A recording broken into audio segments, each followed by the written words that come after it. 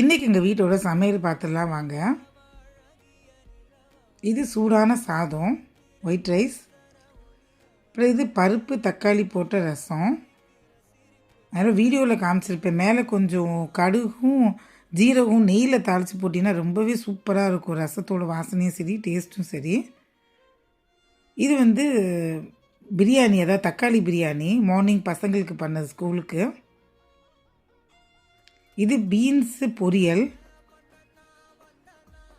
மேலே அந்த வீடியோவில் சொன்ன மாதிரி கொஞ்சம் வேர்க்கடலையும் ஜீரகமும் ரோஸ்ட் பண்ணி போட்டிருப்பேன். ரொம்ப டேஸ்ட்டாக இருக்கும் அப்படி பண்ணிங்களா. இது உருளைக்கிழங்கு பொரியல், காரக்கறி, கெட்டி தயிர், அப்புறம் வீட்டில் பண்ண ஊறுகாய். இதான் இன்றைக்கி எங்கள் வீட்டோட சமையல். லைக் பண்ணுங்கள், ஷேர் பண்ணுங்கள், சேனலில் சப்ஸ்கிரைப் பண்ணிக்கோங்க.